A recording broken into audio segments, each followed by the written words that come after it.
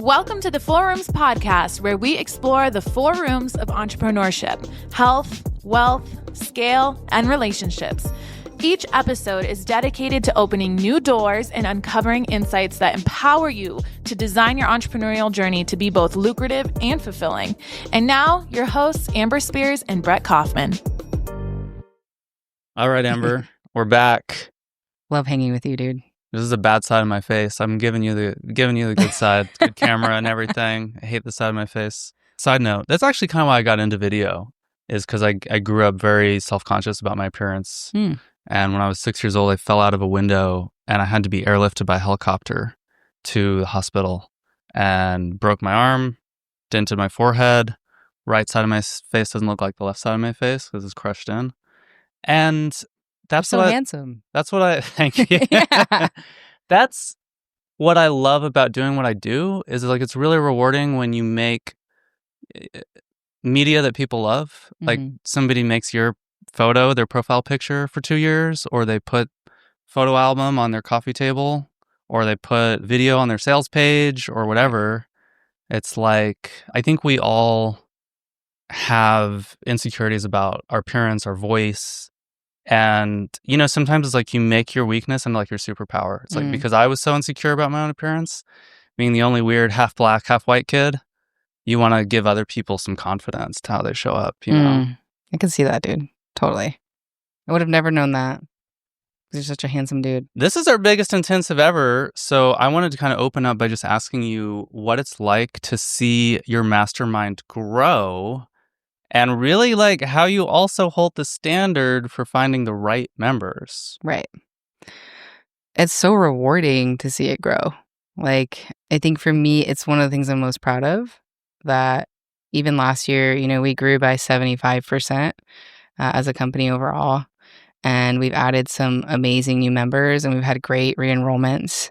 And I'm trying to build a community that's going to be together for the next 20 to 30 years. You know, the play long-term games of long-term people is really important to me. So it's very gratifying to see that momentum and that growth in a time, especially when a lot of people are having trouble filling their events or filling their masterminds. And not to say that, you know, that the entrepreneur part of me doesn't want to grow or grow faster, but I'm very aware that the challenge of scaling people is that if that's your only metric, which is growth, then you're probably going to let the wrong type of people in.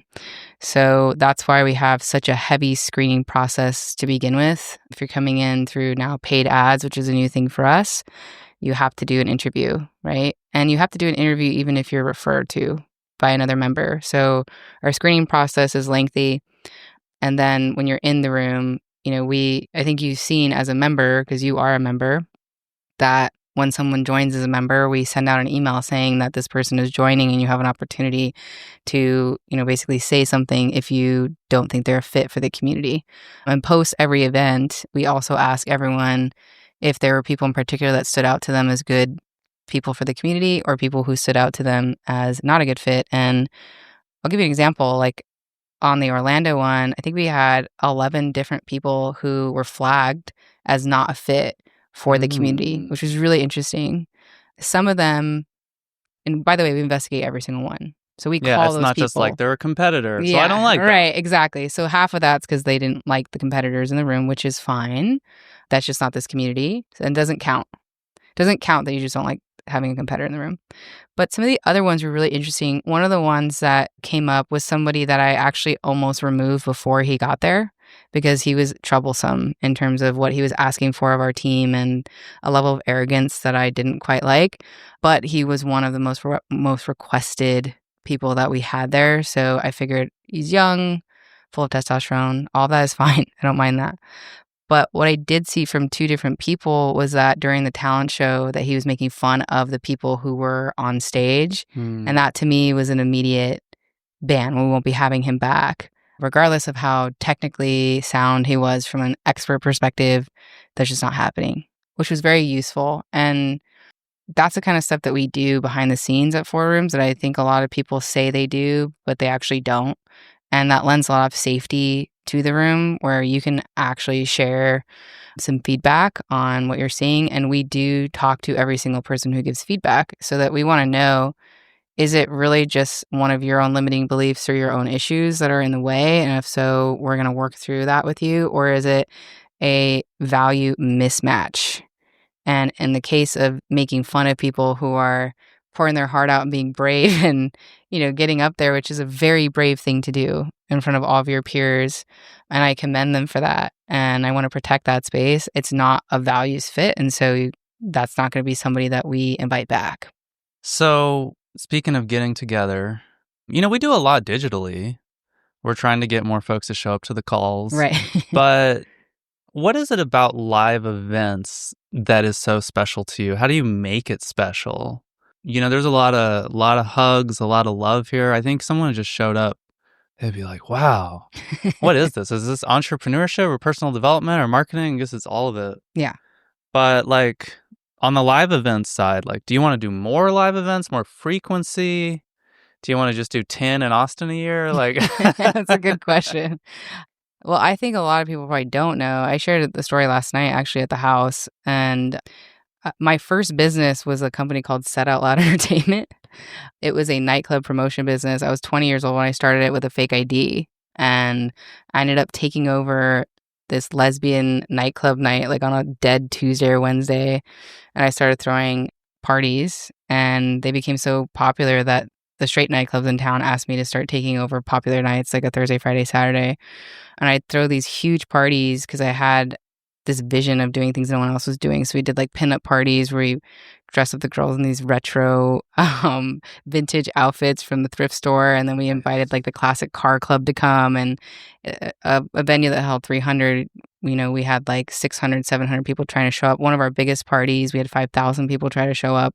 So it became very much known on the radar by the police and local campus people for that. And I love that element of it because, I grew up very awkward homeschool kid and moved around so much when I was a kid and was dragged from Tucson to Mexico to back. And I just never really had a community, and certainly not a community that I fit in with and felt like I was accepted or seen by. My dad's favorite quote was, "Children should be seen and not heard."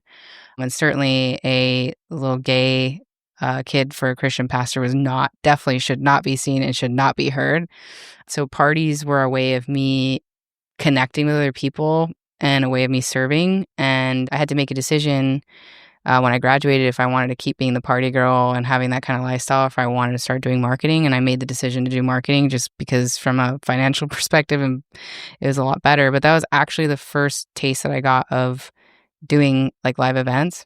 And I think people can tell that I love them. So a lot of people, it is true that a lot of events are unprofitable. It is true that they can be very hard, and you're doing it live. So things get messed up all the time, and you don't have the opportunity to just edit it out, right? Like you would on a course. So there's a little element of danger, if you will, because, you mess it up. And when I look at 4 rooms right now, we have 3 events scheduled this year.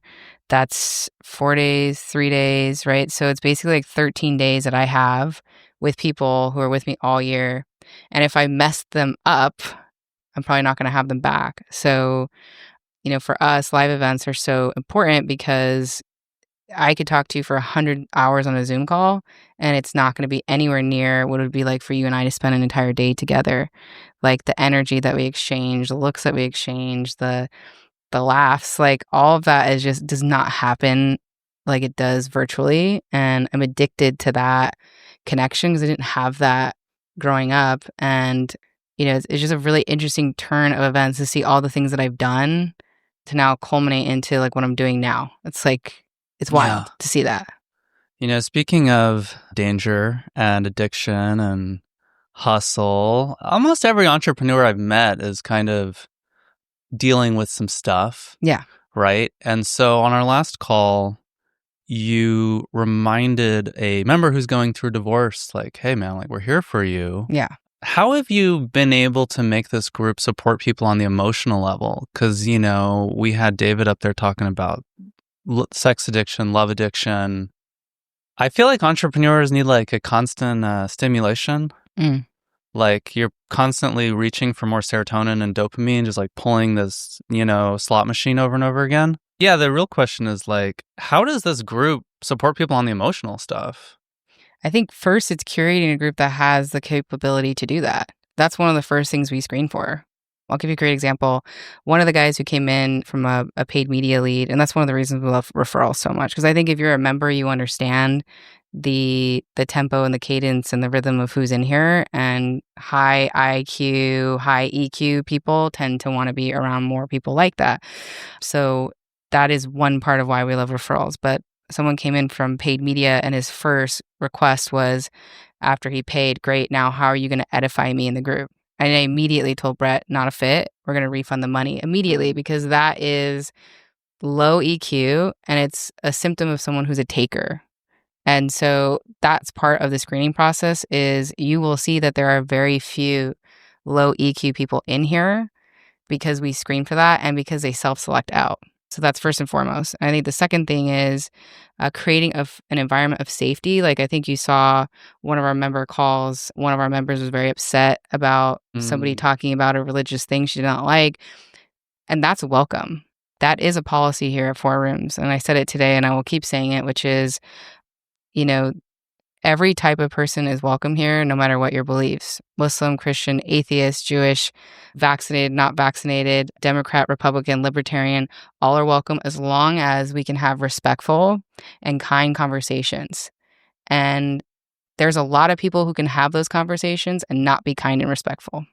And so those people are not welcome in the group. And if they do happen to get in, they will self-select out or will be removed very quickly. And so that's the element of safety that when we say, I'm happy to support you through the divorce, not only do you have a peer group of people who really do have the capacity and the tools and the desire to support you through that, it's also, we take great pride in walking people through that because, things, no matter what, things are going to be challenging, whether it's in your business or your personal. And it's important for you to have a group of people that you can lean on in those times, and even better if they have a deep understanding of human emotion. If you're looking to get even more from the Four Rooms podcast, you don't want to miss our exclusive newsletter. This is your personal invitation to join a community of like-minded entrepreneurs who are all about balancing health, wealth, scale, and relationships. Each week, we're going to bring you additional insights, tips, early announcements, and other information that we just can't fit into this podcast episode. Plus, it's a great way to keep the conversation going and ensure you never miss a beat in your entrepreneurial journey. It's easy to subscribe. Just visit fourroomsmastermind.com, scroll to the bottom of the page, and enter your email. That's fourroomsmastermind.com, and just enter your email. We promise to keep things light, keep your inbox interesting, informative, and fun. Join the Four Rooms community today, and let's grow together. I wanted to pivot into a little bit of tactics and strategy Cool. stuff here while I got you. Remember, we filmed our podcast with Mr. Ryan Daniel Moran. Oh, yeah. And he usually asks the same question at the beginning of every interview, but I don't know if he asked you, and that is, Amber Spears, how do you make your money? And so I was really hoping you give me like affiliate marketing 101. What's happening in the affiliate marketing world? What advice would you give to people who are looking to grow in affiliate marketing? Just tell me a little bit about that. Yeah, so I think affiliate marketing at its core is a transfer of trust. And what I mean by that is, in my career, the way I've made money is I help brands, companies grow together, right? As opposed to like teaching a Facebook affiliate how to be a solo entrepreneur. I teach premier brands and thought leaders how to partner with other premier brands and thought leaders to grow their audience, grow their reach, grow their revenue. So in that, I think the affiliate marketing 101 is, why does it work? It's a trust transfer. So for example, if I'm saying that Chris is one of the best videographers I've ever worked with, Thank you. right? Which is true. What I'm doing is I'm lending my trust and credibility that I built with my audience, and I'm now giving it and lending it to you, right? And so when somebody hires you as a videographer for them based on my word and my trust that I have instilled in them, then I get a piece of that transaction. And it can be at a much higher scale than, one-on-one. Because like for you, if I referred you 1,000 people today, it would be very difficult for you to get through that backlog of clients. It's very different if you're working with, like a supplement company, right, that can pump out a bunch of units overnight. So for me, what I look at in partnerships is at the stripping it back is, do we serve a similar avatar? And it can be very misleading, right? I'll give you a good example. If you are an owner of a supplement company and you're selling weight loss supplements for, let's say, women over 45, what I'd be looking at is who else do those women want to buy from? So if a woman wants to lose weight, she's probably also going to want to improve her dating life, her money, right? Her mindset, right? So if we start getting really granular in that, then we can start finding partners that serve that same core audience, and we can start building trust and rapport with their audience and vice versa. So that's at the core of it, kind of what I teach. And, affiliate marketing is great for a multitude of reasons. One, it's a way to de-risk your business. There's really 3 ways to acquire a customer. There's paid media, Facebook ads, YouTube ads, Google ads, all that stuff. There's earned media, right, which is your organic, your press releases, customers and clients raving about you, all that. And then the last is your partnerships. So if you're entirely reliant on paid media, okay, and your ad account gets shut down, how are you going to continue acquiring customers at the speed that you had before on paid media? Well, it probably is not going to happen from your current clients, right? They're not going to be able to compete with the scale that Facebook has. But if you had a good partnership program inside of your business, then you could sustain any storm. You could sustain getting kicked off any platform, right? And that's really what I want to help entrepreneurs do, and what I've helped many brands do, is to instill profitable, consistent, lucrative partnership programs into their business, which allows them to have much better stability in terms of their customer acquisition strategy. And the cool part about that trust transfer is 9 times out of 10, your conversion rate is going to be significantly better coming from a trusted source than coming from a cold Facebook ad. So not only is your conversion rate better, you de-risk the business because you're not just paying Facebook to ding your credit card every time you're trying to get in front of someone. You're collecting the money from the traffic or from, the trusted partner when they send clients or customers that pay you, and then you pay the affiliate partner.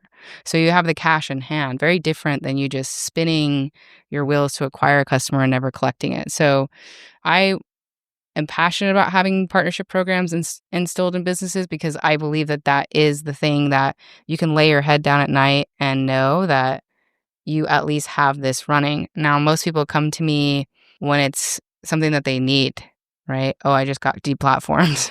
And it's like, okay, just like any channel, it takes time to build it. So, the best time to start an affiliate program is yesterday or 10 years ago. And, it's just really a matter of looking at it as this is a third leg I want to add to my business to add more stability to it. Yeah, that makes sense. I mean, like you're saying, the trust transfer, it almost gets you like 80% of the way there. Yeah. You go from like 0 to 80 versus a cold ad is maybe like 0 to 10 or 0 to 20. Or like, I don't know. I don't really know these people. And you need so much more proof element coming from paid. Yeah. And even then you're like, I don't even know if these are legit, right? Mm-hmm. They could be anybody. It could be a bot. It could be fake. Whereas if I say, like, I've worked with you before, you do excellent work, you're exceptional, somebody who's looking for you is probably not going to look for 10 other videographers to hire because they're going to be like, she's worked with him before. She trusts him. I see the quality of his work because I see what's coming from her stuff. And that's why I want to hire. So closure time is much faster. The trust factor is much better. And there's less of that. Can he actually do it? Or is this real or not? Yeah. It's like a basic human psychology, this whole trust transfer thing. So that goes back forever since we were around the campfire. Yeah. But one of the things you do with these events is you always bring in people who are on the cutting edge, whether it's an AI or it's the latest ad strategies or whatever. So I was wondering, what advice would you give to a young marketer or entrepreneur who really wants to get serious and grow in 2025? It's a good question. I mean, there's so many ways you could grow, right? I can just tell you what I know, which is growing through relationships. I think depending on where you are in your career, So if you're just getting started, I would make sure that I would do some work for free or at a low cost to prove myself. And that's what I did when I first started my career. I took on a lot of projects for much cheaper than anyone else would, and I'd take a bigger percentage of the upside. And I made a lot of money that way.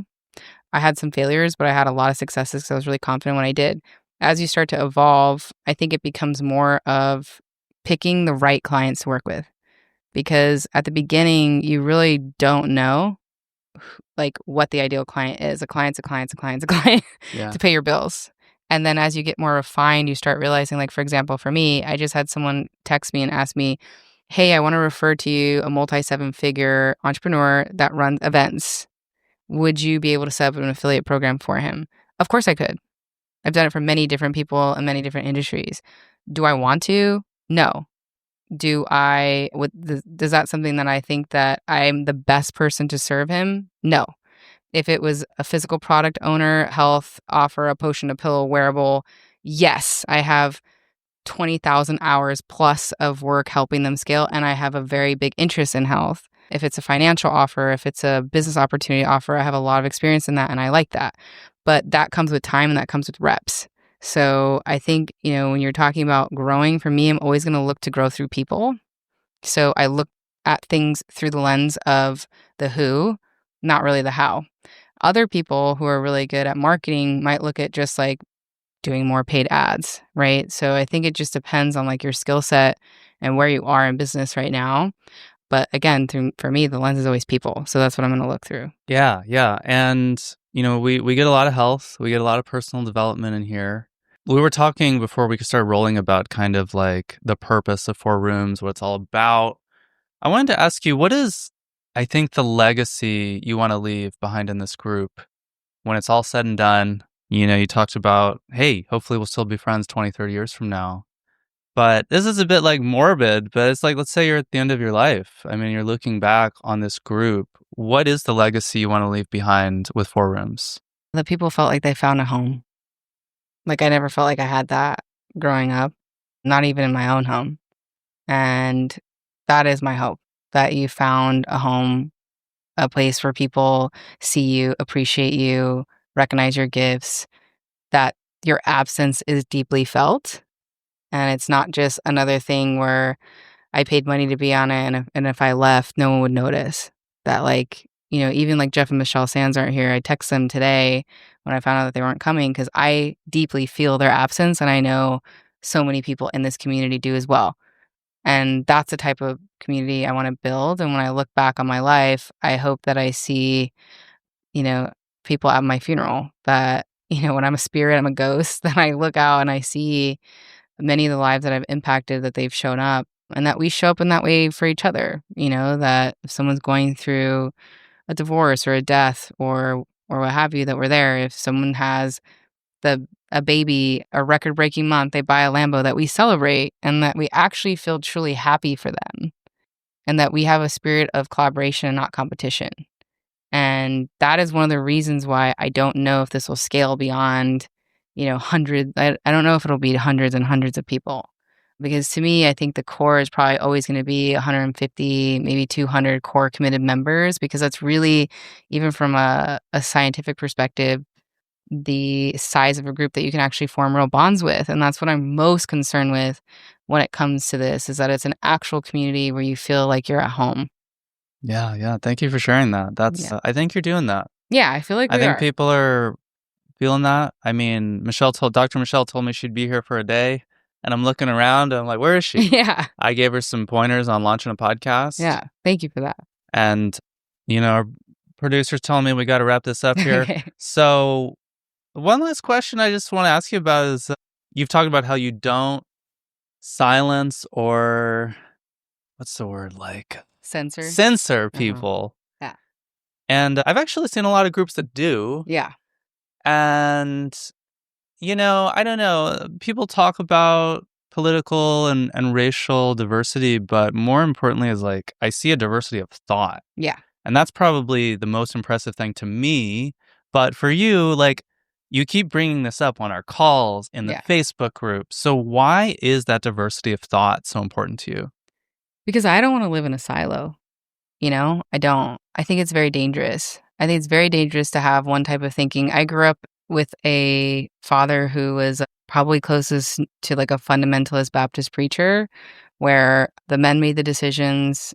Jesus was scary. God was scary. You had to, be a certain way, do a certain thing. And I just found that to be incredibly stifling and also incredibly boring. I have a big appetite for diversity of thought and opinions. I like to look at things and think about, am I right in this belief or not? And put myself into other people's shoes. And so if we don't have that, and if we don't encourage that in the group, if we don't advocate for people speaking up what they really think, if we don't foster that, I think we really miss out on really having a strong group, because we all have blind spots. We all have strongly held beliefs, but some of these beliefs don't serve us. And some of these beliefs are wrong, right? Yeah. Some of them are just wrong.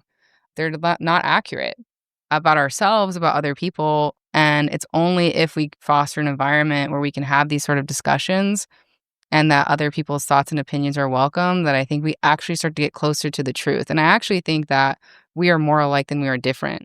Regardless of our race, regardless of our gender, regardless of everything, I think we all want to be more peaceful and more prosperous. We want our children to be healthy. We want to feel safe. We want to feel seen. And the extremes that we're pulled into by the media or, by politics or all these things, like, they're actually not true a lot of times. The truth is usually found somewhere in the middle. And I think when we start pulling this back, we start realizing, even one of my favorite things that happened in Orlando was when Cody Jefferson, good old boy from Tulsa, Oklahoma, got into a conversation about abortions and ectopic pregnancy with Molly from California. Whoa. Right? And that was it could have been a very heated conversation. And what ended up happening is that the two of them walked away from that and a whole group of people were watching. What they walked away from was, oh, wow, actually, maybe we should think about how abortions can affect things like ectopic pregnancy. They both agree that the health of the mother is incredibly important, right? Mm-hmm. So we started finding, even in things that looked incredibly different, that actually we both believe in the health and the safety of the mother. Right. And so once you start pulling that back, now you can start looking at him not as a redneck from Oklahoma or Molly Mahoney, a purple hair from California, which is so easy to just place them in these boxes. And you start to be like, oh, wow, these are actually two very passionate, very reasonable people. And had I not given myself that opportunity to have that conversation with kindness and respect, I actually wouldn't have known that, and I would have looked at you and said that we couldn't be friends. And now I think they're actually friends. I just saw them at Funnel Hacking Live. We're all together and they're vibing. And I think that they wouldn't have done that if we hadn't have fostered that relationship and that expectation inside of the Four Rooms group. That's amazing, because what you're building, I feel like, is a model for the United States and the country, the world.